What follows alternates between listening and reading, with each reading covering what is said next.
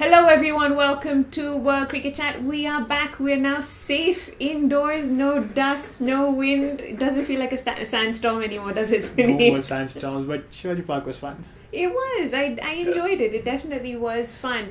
Now, there have been quite a few highlights this week. Mahendra Singh Dhoni returning to form. That was on the same day that we were recording the video. Yes, a lot of other disasters happened around that time as well. But I'll get to that in a while. Mumbai Indians winning streak ended. Kolkata Knight Riders have been just doing brilliantly as they have. They have gotten into a streak of their own. Yes, they have. But the one team that I really feel we should dedicate this particular episode of ours to is the Royal Challengers Bangalore. This is a team to watch out for, as some brilliant guy said last week. Well, I was going to say that, but I guess I'll just repeat it. I'll repeat it for all our viewers. Suneer, last week, I had asked you which are the top, out of the bottom five, which were the teams to look out for. And you mentioned the Royal Challengers Bangalore. Now, I'm wondering if I ask you the same question today, if any other team is going to end up having sleepless nights. Well, they have been the team to watch out for. All for the wrong reasons. Not all for the wrong reasons. It's just that people, whether they're doing well or they're not doing well, a lot of fans love watching the Royal Challengers Bangalore. It has Virat Kohli, and Kohli gives us a lot to talk about, whether it's for his batting or for things off the field, or even things on the field which are not related to his batting or captaincy. So it's been wonderful in that sense to watch the Royal Challengers Bangalore, and what's also good to watch is the way people are reacting on the social media. It's been all over the place, whether you talk about CSK fans or you talk about RCB fans or you talk about any other team's fans. They have an opinion about how RCB is going, and forget about the rest of the teams. I think you look at the RCB fans themselves, and it's been a disaster. We have a friend, Mr. Vincent Sundar, who has spoken about this ad nauseum about how the balance of the team is all wrong and how things have been going wrong. So, everything's mismanaged is what he said. So I know it, and I had a question from him when he says that everything is mismanaged. Where exactly is he pointing fingers?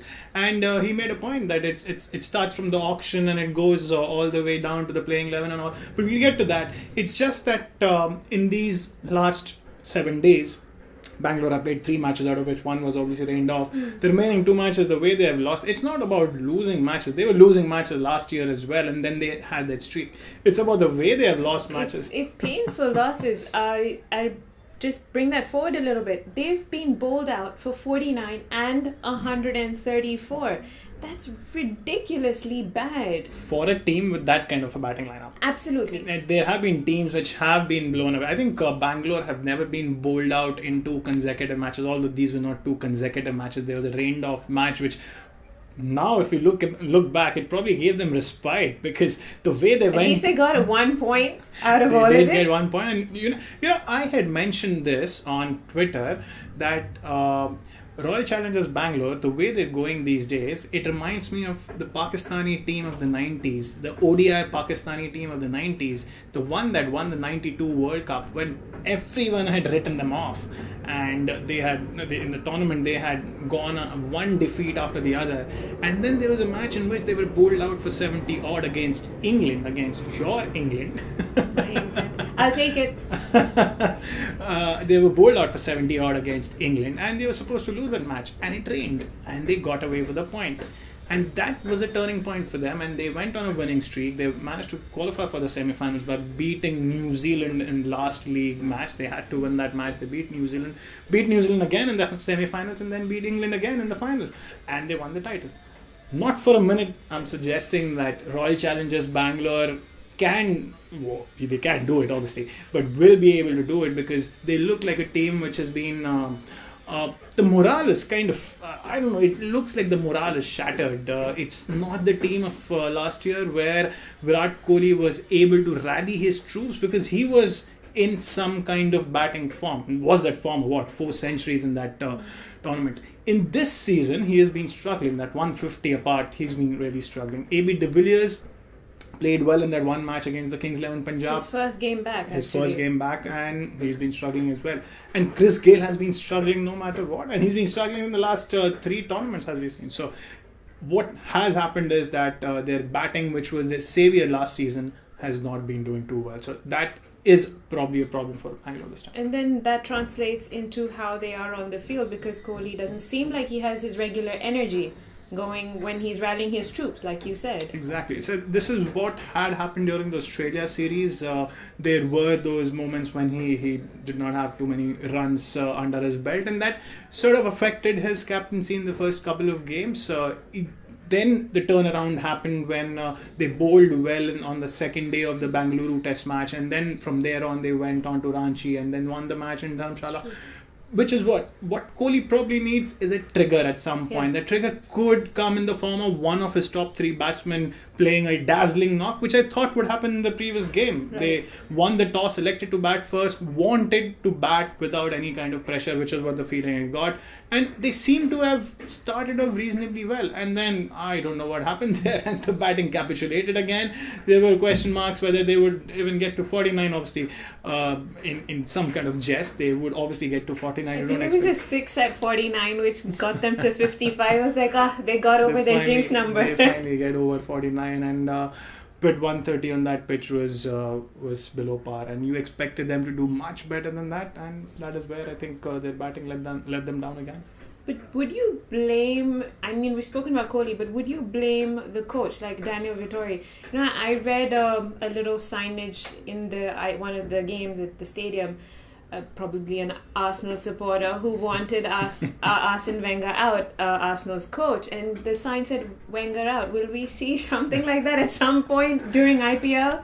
Probably not. Probably now that we are discussing about this, probably a lot of people discussing about that Wenger out banner, probably that might inspire people to go after the coach.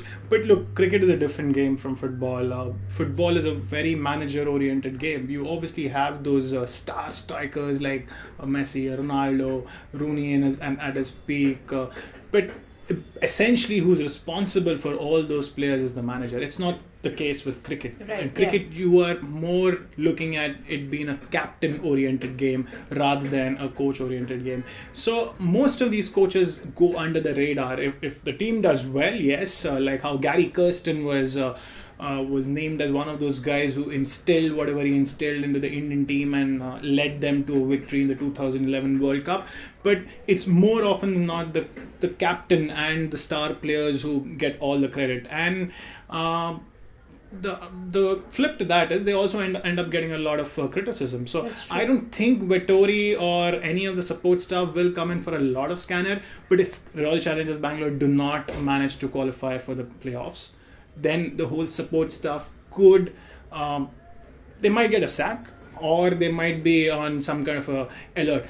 But this reminds me of the first ever season of the IPL where Royal Challengers Bangalore were supposed to do well. Mm-hmm. For those times, everyone thought that they have a good team. They went on a losing streak, lost 3, 4, 5 matches in a row, and then when they finally won the match, there was some kind of a relief.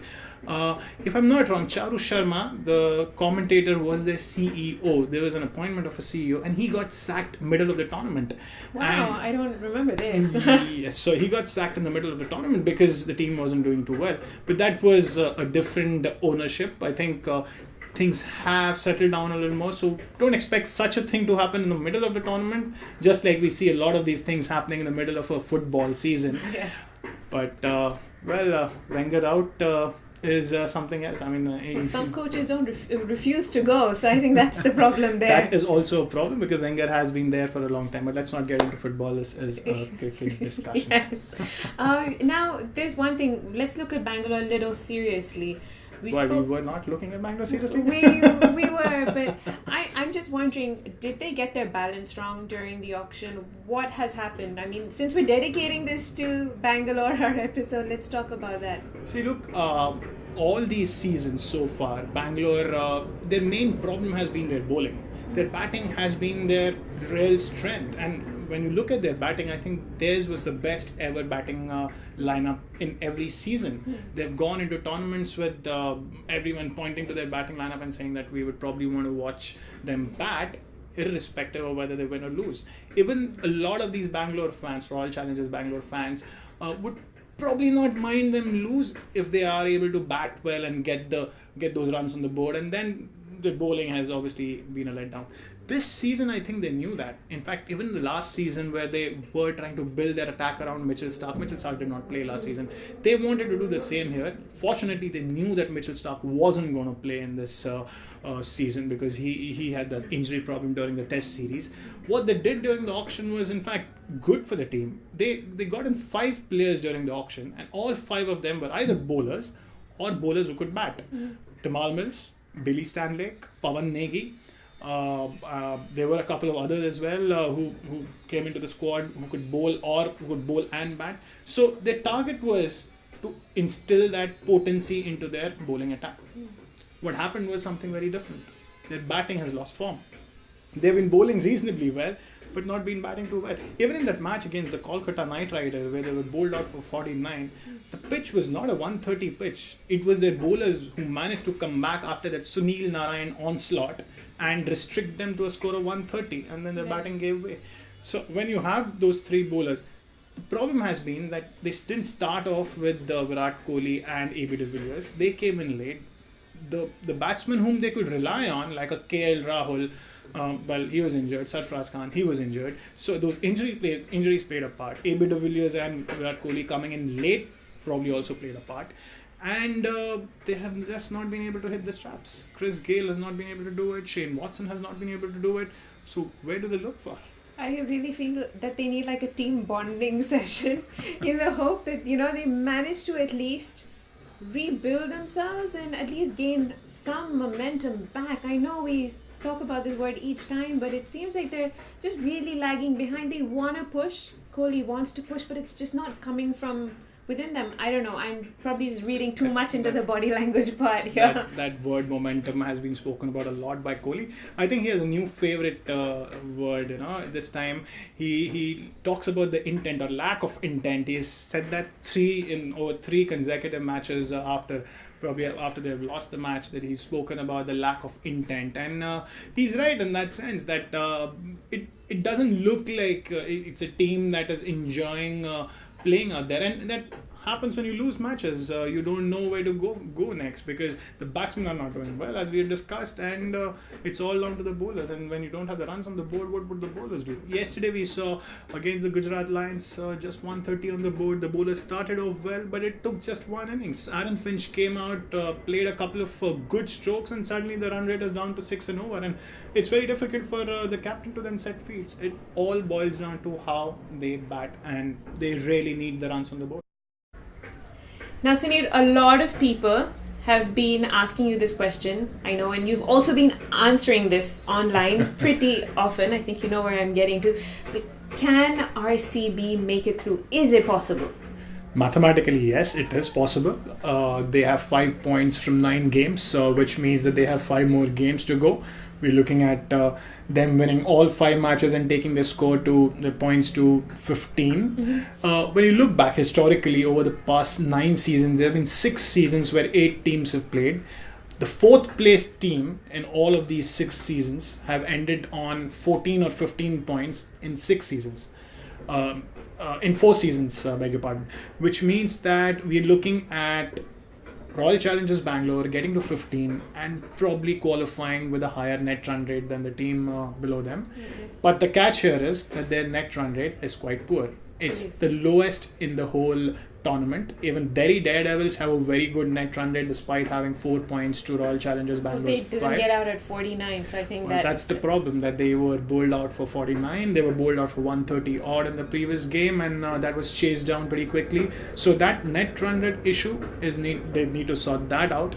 If they win those 5 games, well, automatically they will get the net run rate up. But will it be enough for them to go above whichever team is below them at 14 or 15 points? So that's something that they will have to mind. Winning 5 matches is the first condition, obviously. They've done it before. Last season, they got those 4 matches in a row. They won the 4 matches in a row to qualify the playoffs. Except that this time, that their batting is struggling a lot more than what it was last time. And what they need is a leader in Kohli who can... Look, if there is one guy who can get teams out of this situation, is a guy like Kohli. Yes. With a guy who has that kind of confidence to get teams out of that situation. He did that in the India-Australia series as well. India was 1-0 down. India were bowled out for a paltry score in the first innings of the second test match. There were tactical changes made, and we saw what happened after that. So if there's a guy who can do it, it's Virat Kohli. But the situation that he finds himself in, well, it's going to be a tough call. Well, there's still hope, at least for all the RCB supporters. It's a matter of one or two matches. They lose even one match out of that, and it's all playing for nothing. That's very true, but we all have our fingers crossed because we want good competition in the IPL. But I think we've spoken quite a bit about the Royal Challengers Bangalore. We'll give them some breathing space. I just have two final questions, two very important questions. Right. The first being, we're just 3 weeks away from the final. We are 3 weeks away from the final. It's not just 3 weeks, we're just 3 weeks into the tournament. Well, we've crossed more than half the matches, so it's a fair question. Let me at least get to my question. I think you know it's half full, half empty. But anyway, go on. So, 3 weeks to the final, and any picks on who you think could be title holders? And second, let me get to the... I know you're not even going to let me complete my question. The second is which team do you think is the strongest to push for that fourth position there for the playoffs? First question. Who's the predictor out of the two of us? It's you who does the predictions. I do it match by match. So I have time. I have under 30 games to go before I get there. I'm pretty sure you can do a title prediction as well. But given what is happening in the tournament so far, I think Mumbai Indians and Kolkata Knight Riders look good to go the distance. They look good to at least end in the top two and then play that first qualifier, which will take one of the teams into the final. Kolkata Knight Riders have been peaking at the right time. Mumbai got that run of 6 matches, 6 victories in those 6 matches, and then they lost the match. Now it will be interesting to see how they come back from that defeat, and they are going to be playing a lot more matches away from home. There's an interesting one coming up between Mumbai and Bangalore on the 1st of May, and it's an important one for both teams because if Mumbai win that, more or less they're through to the playoffs, which also means that Bangalore lose it and they're out of the tournament. So that's an important match that a lot of people would be watching for. Of course, there are a couple of other matches for both the teams, one match each for both the teams. So those will also play a part. But when you have Mumbai Indians taking on a team like Royal Challengers Bangalore, I think a lot of eyes will be on that match, irrespective of the situation of the tournament. Isn't some desperate people wanting tickets? Oh, yes. There are a lot of people who have approached me for tickets for that match, and I don't have any tickets. I almost started to believe that was your part-time job. No, come on. You should know better. No, there's no way that I have any tickets with me for the Mumbai versus Bangalore or for any other match. The last person to have tickets.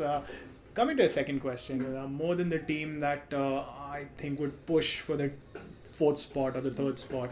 I think the team that I want to watch over these next few days till we probably get to our next video are the Delhi Daredevils, because Delhi have played just 6 matches, which means that over the next 10 days they have to play, or next 8 days if I'm not wrong, they have to play 5 matches, which is a match every alternate day. That's a lot of matches, and it's going to be a lot of travel involved. It's going to be a lot of training sessions, going to be a lot of recovery sessions, and a lot of cricket, which means that they are on 4 points from 6 matches. They need to aim for that figure of 14, 15, 16 points. If they can win 3 matches out of these 5, they will need to win 3 on the next 3 matches to get 16 points, which is tough. So if they win 4 out of these 5, they can then probably lose 1 match out of the next 3 to get to that 16-point figure. But if they win anything less than 3 matches here, then it becomes a problem in the last business end of the tournament. So I'm really looking forward to it. And Delhi have a problem there. Delhi have a batting problem. They have an inexperienced batting lineup, and they have not been able to sort that. I wouldn't call it a mess, but it's been there for some time. It was a problem. They're trying to now. bringing in Marlon Samuels for Quinton de I Kock? hope it's not a question of being too little too late, because Quinton de Kock and JP Domini were injured right from the start of the tournament. It's not that they have got injured recently. They got Ben Hilfenhaus into the lineup, which was a surprise. But now that they have Marlon Samuels, I hope they use him properly, because we've seen that in the last match they'd gone in with 3 frontline overseas bowlers, and when your batting is struggling that badly, I would have thought that they try to bolster their batting rather than bowling. It's something like a Royal Challengers, when we come back to Bangalore, it's something like a Bangalore issue where the batting is struggling, the bowling is doing well. But you would expect that from a team like Delhi, because that batting lineup is inexperienced. We had Sanju Samson scored that century, but even apart from that century, he has not really got going. He had a 40, I think, in one of the matches in the rest of the games. And he's not got support from others. Karun Nair has not been in form. Yeah. Rishabh Pant had one match where he came back from his bereavement and he did very well in that game, but he also hasn't scored really big in other matches. And Sam Billings has not lived up to the billing. So it's been well, that's a problem. That the batting has been a problem, and that is what I want to watch, whether they make any necessary changes to it and how they approach these 5 games for the next 8 days. I'm actually looking forward to the match that's gonna happen today's afternoon game, Kolkata Knight Riders versus Delhi Daredevils. It's going to be a fun match. That is going to be a good one. There's one team which is doing so well. There's another team which aspires to do that well, because it's a playoffs berth at stake this early in the tournament for them. And we know that Gambhir has played for Delhi in the past. His Ranji Trophy team has been Delhi, so it should be a good matchup. It should. And that's a wrap for today. Thank you so much, Suneer, and thank you myself also. And thank you all for listening to us and watching us and constantly following us throughout the week with our IPL previews and predictions and all the sorts of feedback that we end up getting. So thank you for all of it. We will be continuing our trend of our previews and predictions, and we will hopefully be back next week with another video. So great. So we should see you around, and do subscribe to this channel if you haven't already. And you can follow us on Twitter at World Crick Chat. That's it from both of us. Bye-bye. Bye-bye.